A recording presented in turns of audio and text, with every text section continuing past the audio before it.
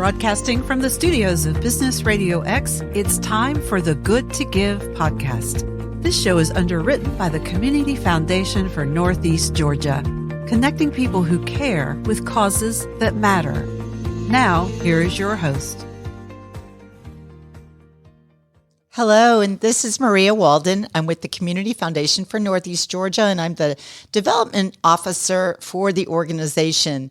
Really excited to be here today, right before Memorial Day and all the great things we were just talking about, how everyone's pretty much checked out at this point, but ready to rock and roll with some wonderful guests today. I have Chuck Milton, the Executive Director and CEO from Williams House, located in Roswell, Georgia. I was thinking we're in Alpharetta, but you are in Roswell.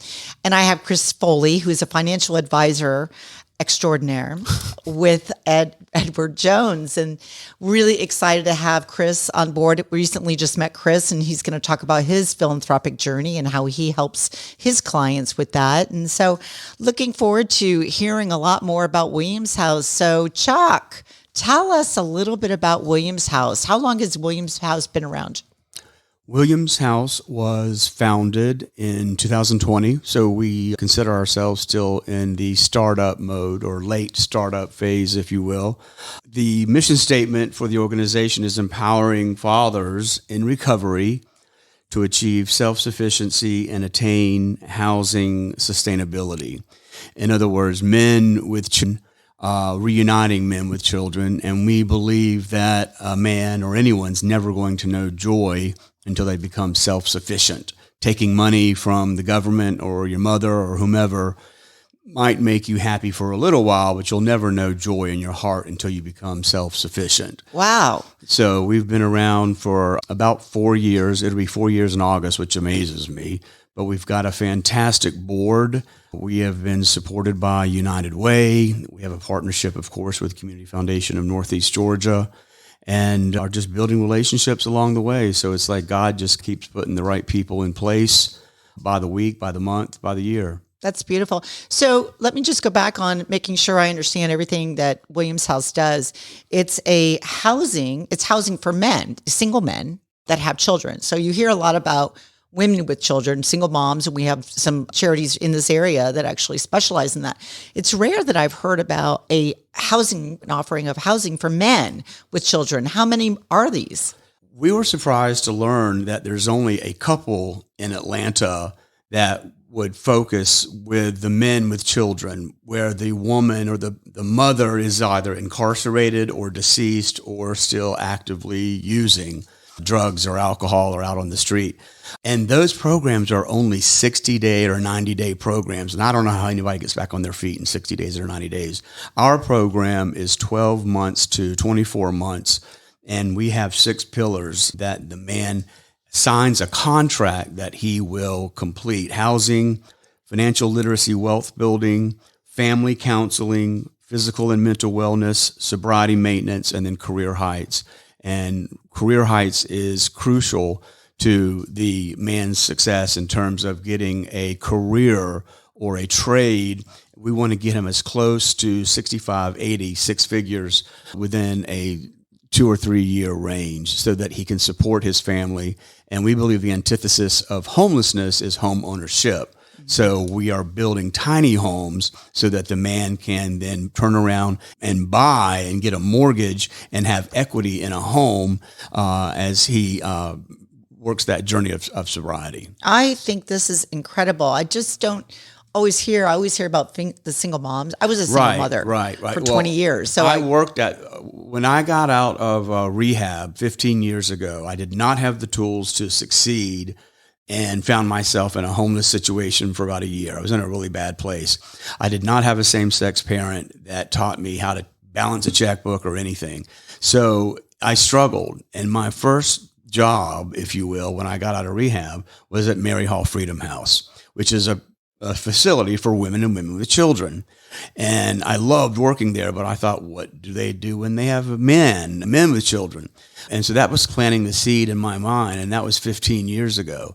Today, we have a partnership, I guess almost in writing, if you will, with the Drake House. I'm good buddies with Nisha Mason, and we are going to have that partnership so that we can mirror programming and not reinvent the wheel.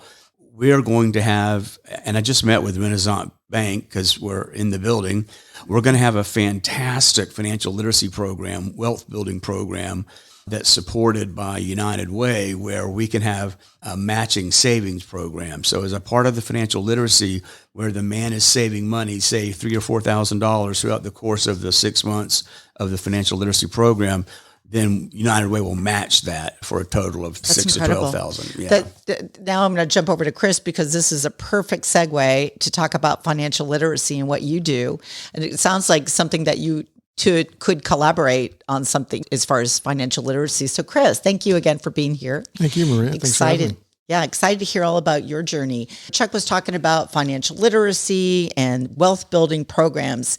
Tell us a little bit about what you do. I help people invest and enjoy their money.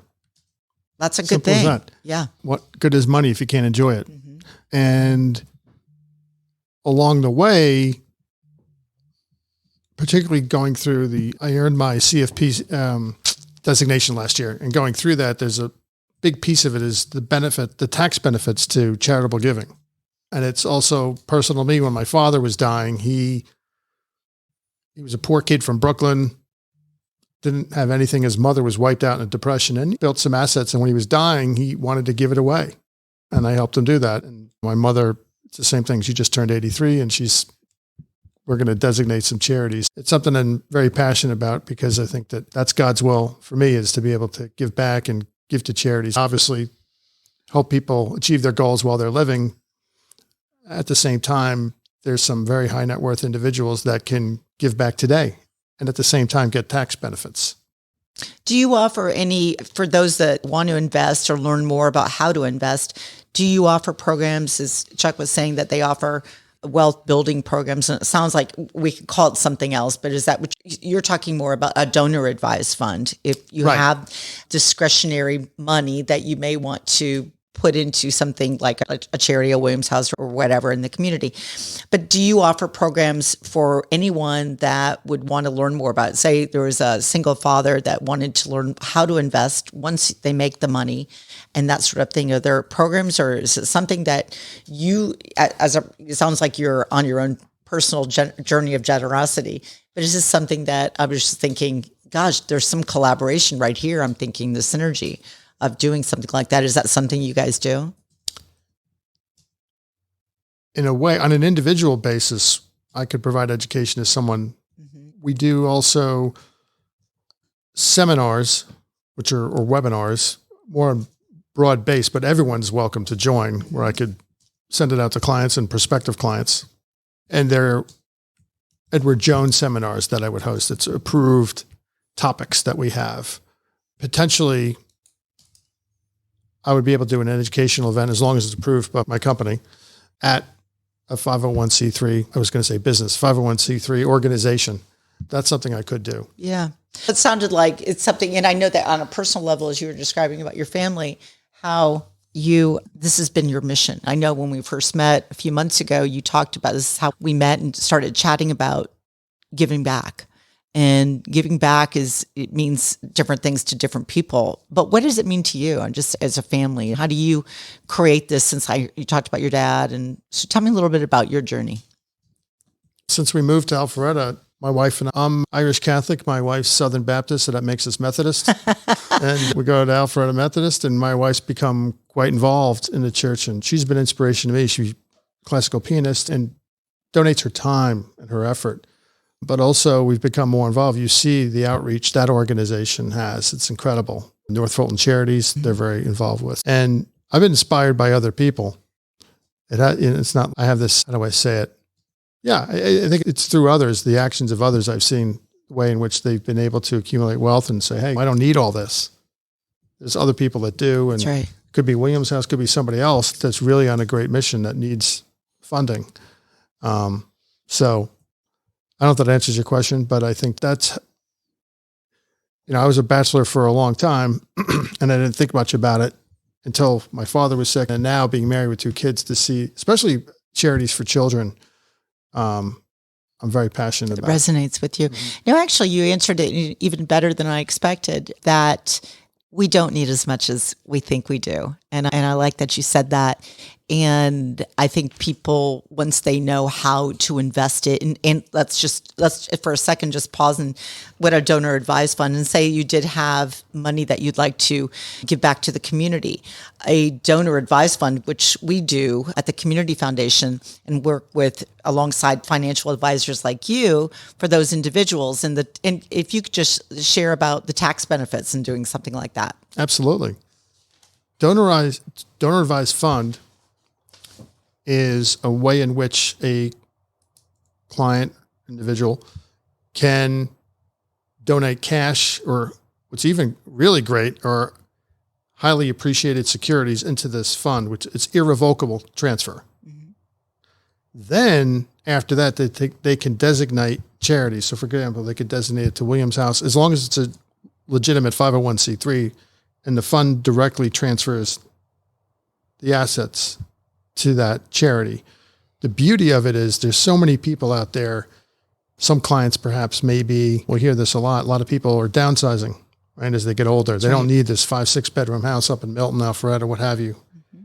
And they buy a smaller house and they have some cash. They could put it into a donor advised fund. They don't want to donate it right away.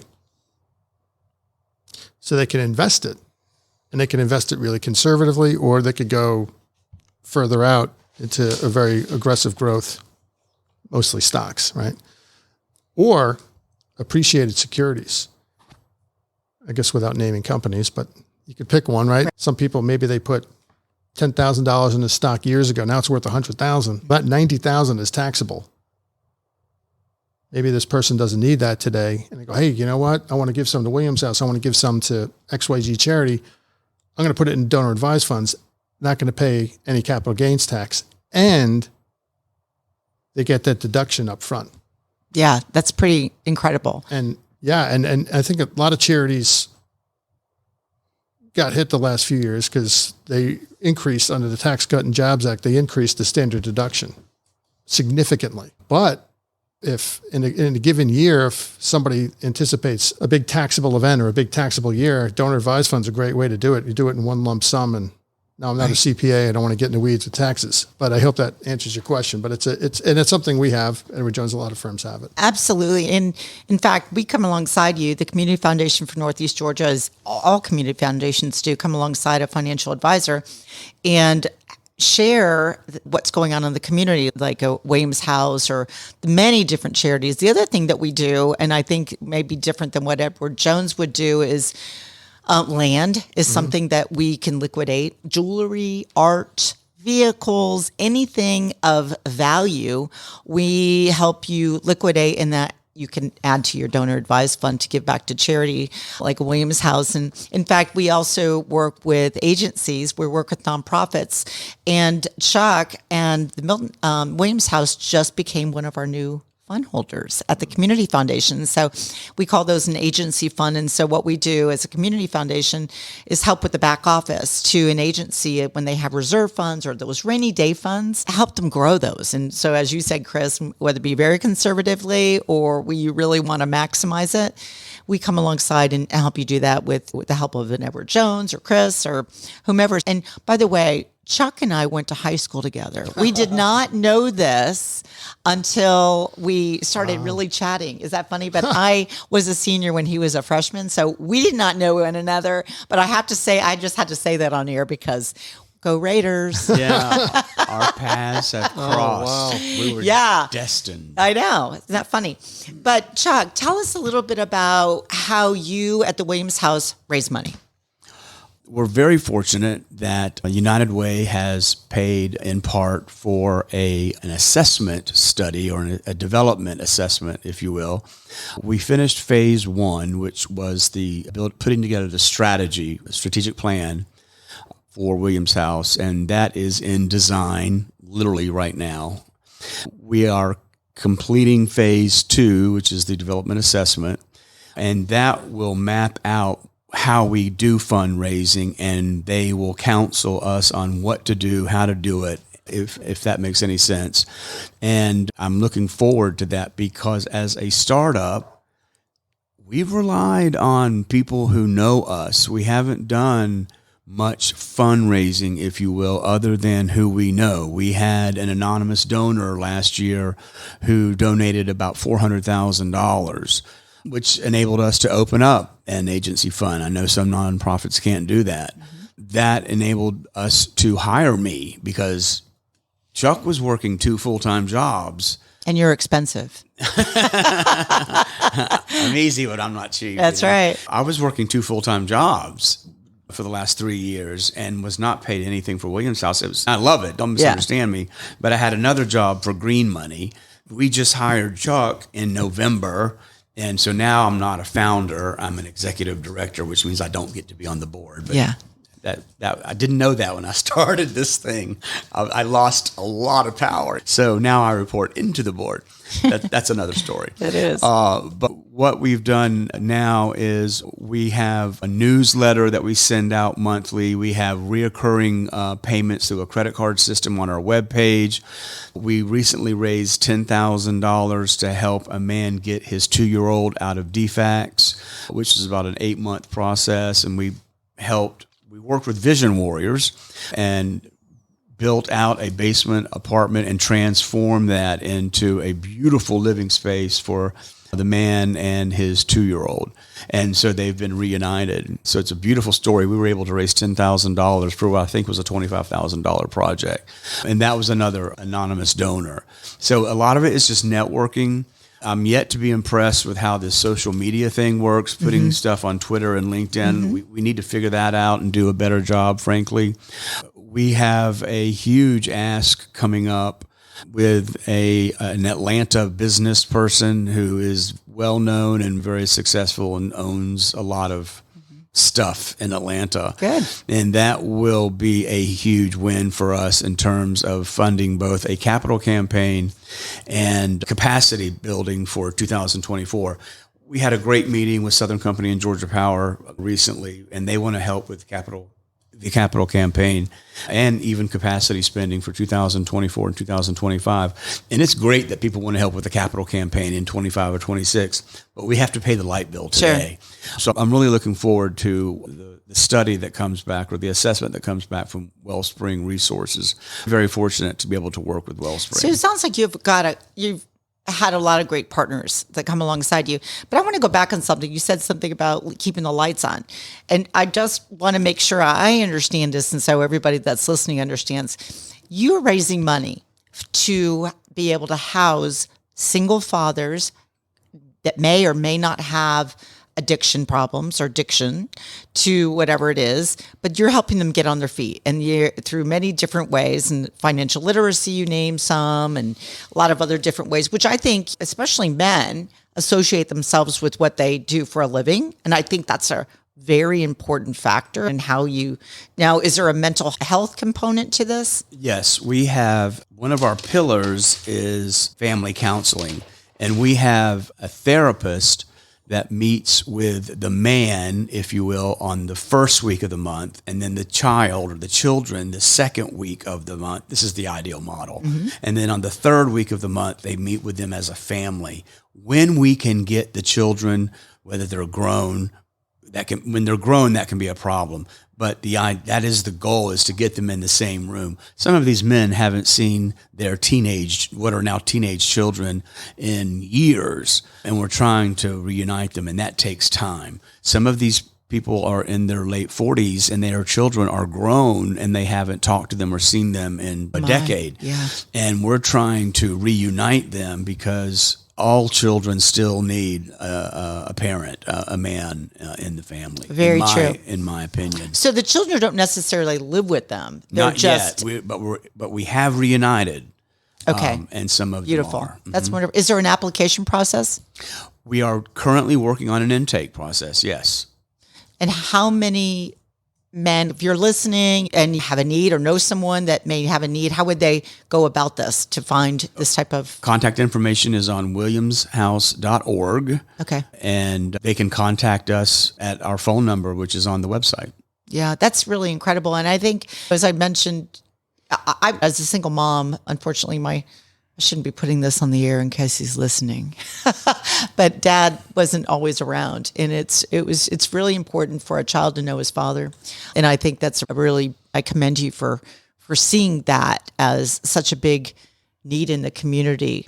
So, Chris, not that you are an absent father, but how many children do you have? I have two.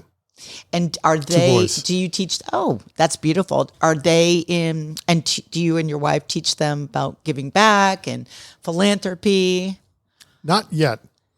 More about kindness. Actually, that's really my wife does a better job than I do. They don't even understand money yet. I think that probably is the first step. They think we hand this card over. They think it's free. Credit card. How old are your sons? 7 and 4. Oh, okay. That makes sense. Yeah, I forgot to mention that part. Yeah, so they're 7 and 4. So that hasn't entered the equation yet. It's more, my wife's very good with being kind to others and treat people you want to be treated. But that's certainly in the plan to teach them to be generous. Sure. In fact, I was meeting with the Ronald McDonald House yesterday, and we talked about why I'm in nonprofit, and my parents were really big on giving back. And so we were able to take dance lessons, but we had to present what we learned to the nursing homes. And that was our giving back as children. And that was the only way they would pay for it, is if we did something with it that was giving back to a community. And so I think it's part of my DNA and why I do what I do. And it's amazing what we do with children at a young age and teaching them that process of generosity. And so that's good for both of you, just to commend you on doing something like that. So Chuck, you said you had an event. I think you said that, what types of events do you typically have, or have you had? We haven't had anything yet. We're real fortunate. I don't know how we're in business.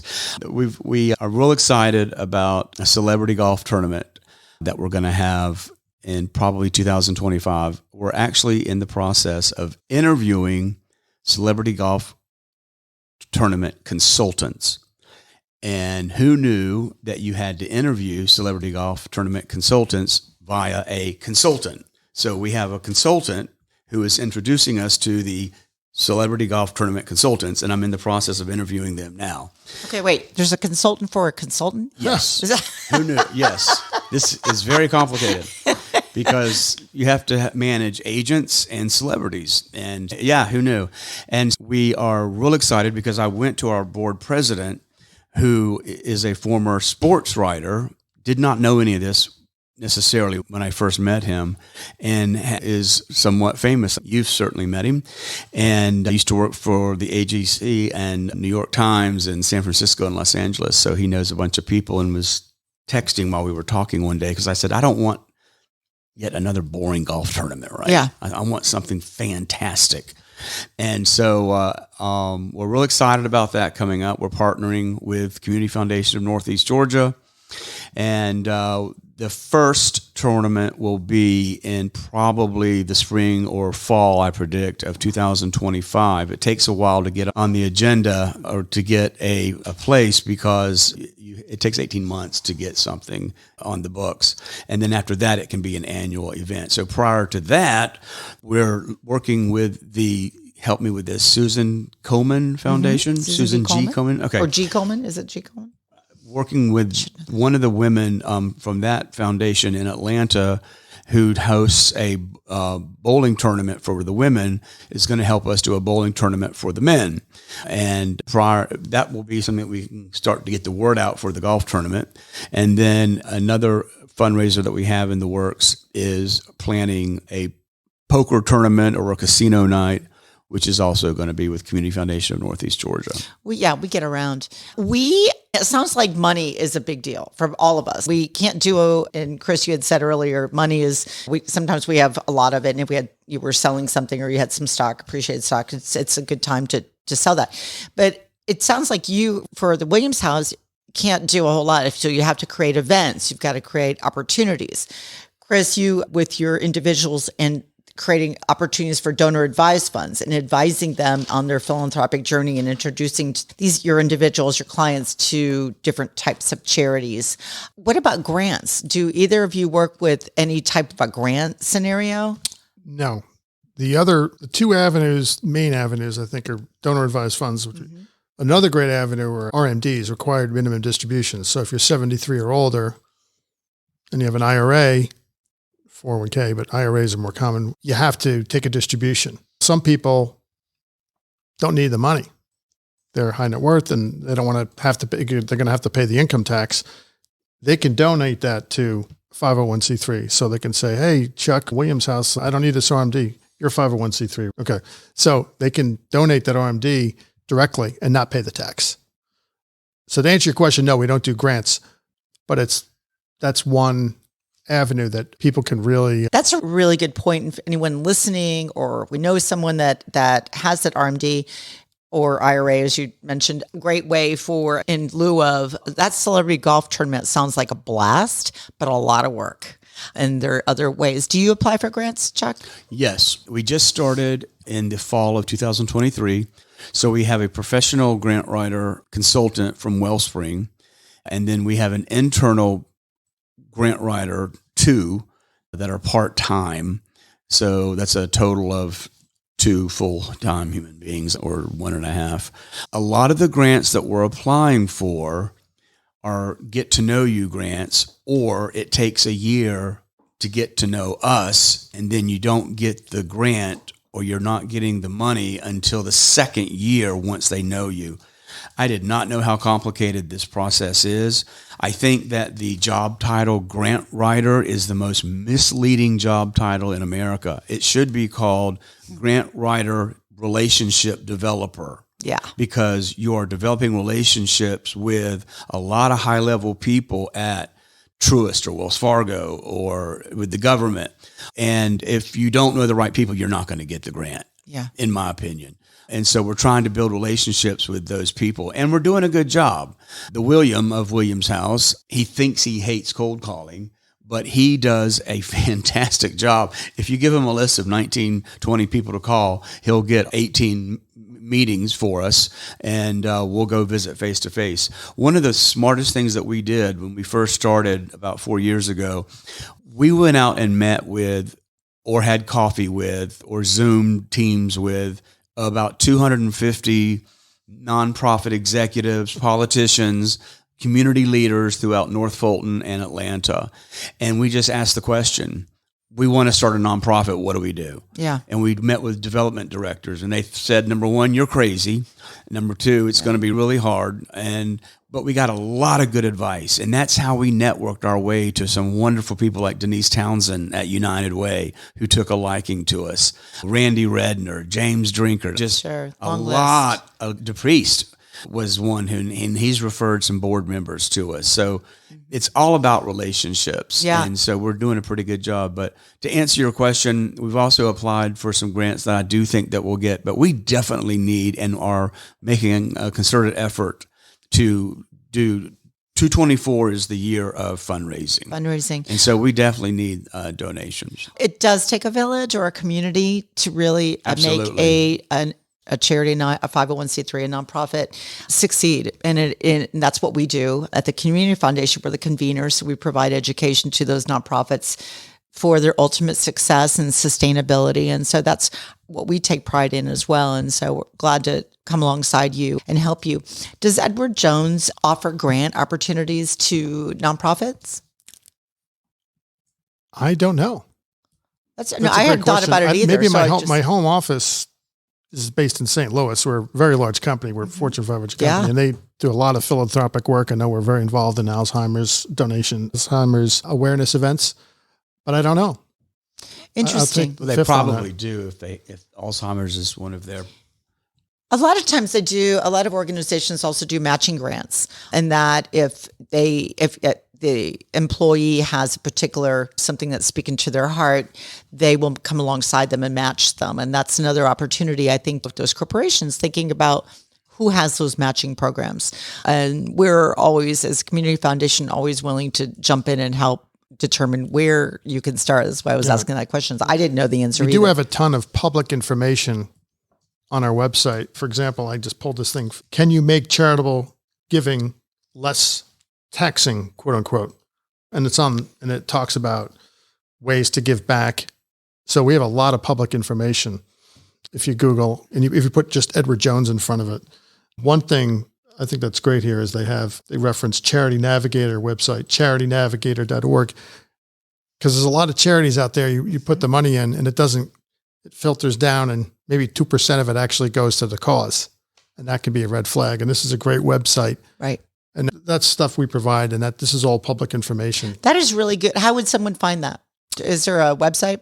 Yeah. If you just did a search for Edward Jones, can you make charitable giving? Or you could just do Edward Jones charitable giving or Edward Jones donor advised funds, stuff like that. Beautiful. It lists a lot of resources available, and that's all public. Yeah. So I'm not promoting. No, anything. you can. And you're here to talk about your business. And if anyone that needs a great financial advisor, you're here. And before I get there, what we do as a community foundation is come alongside and vet those nonprofits. So as the Charity Navigator, we basically act as that, and that we're always in the community finding out where's the money going. So when we speak to an individual that is opening a donor advised fund or coming alongside your client, we can say, all right, these are legitimate. There's no turnover. They have reserve funds. We know what they're doing. And so that's what we do, is offer education to individuals as well. On a local basis, that's what we do. We come alongside that. But if someone did want to reach out to you, Chris, how would they find you? Let's see, you make a right out of this parking lot, go down Rucker Road. I'm at 295 Rucker Road in Crabapple, which is at the intersection of Howes. And my email, Chris Foley, Foley is my last name, chris.foley@edwardjones.com. Or you could just Google me, Chris Foley, Edward Jones, and my handsome bald picture pops up, and my address and phone number. Good Irishman. There you go. Only 99%. Only 99. That's awesome. And you have been in your role for how long? Coming up on 5 years at Edward Jones. Previously, I was on Wall Street for 13 years. Yeah, I knew you had moved from the north. That's incredible. I'm working on my accent. But a little bit. Yeah. Do you say wicked? No, I say awesome. Oh, awesome. Don't throw me in with the Boston. Wicked's Boston. Do not. Yes. Don't lump us in. No offense to people from Boston, but we're very different. Awesome. And no, I'm not Bill Burr. Boy, I love his talent. No, awesome is a big Long Island. You know. Awesome. You are awesome. You are amazing. Thank you so much for being here. Chuck, how would someone find you? They can call me directly at 404-542-1587 or chuck.milton@williamshouse.org. Of course, there's no apostrophe between the Williams and the house. Other than that, smoke signals, email, whatever. How many men do you actually help a year? I was going to ask you if I could say that. Yes, please. A year ago, we started our programming at the Drake House with one of our 6 pillars in order to get a track record. It's complicated, but today we are working with 10 so far, I think. 10. We're up to 10. And we have relationships with other nonprofits because United Way is huge on collaboration. And we work with Homestretch and Family Promise and Apex and a few others. But right now we have about 10, and we're about to do intake on 2 or 3 more. Our goal is to have 24 by the end of 24, and that's just so you have room. It's a coincidence. So if anyone's listening for themselves or someone they may know, a family member, friend, reach out to you and you gave them, say it one more time, your 404 542-1587. Perfect. Because you have space, sounds like, between now and the end of the year. We have I think we've maximized our time, and just really excited to be able to share what you guys do, and for you guys making time to come here and be on the Good to Give podcast for the Community Foundation for Northeast Georgia. And look forward to seeing you out there. And Chris, thank you again for everything. Have a wonderful holiday weekend. You too. Chuck, always good to see you. And we will be partnering on lots of different events coming up in the near future. And again, if anyone needs to reach me, I'm at the Community Foundation for Northeast Georgia, and you could reach me at mwalden@cfneg.org. Thank you for listening. Talk to you soon. Thank you for joining us on the Good to Give podcast. This show is underwritten by the Community Foundation for Northeast Georgia, working with donors and nonprofits improving our world through the power of philanthropy. For more information, go to cfneg.org.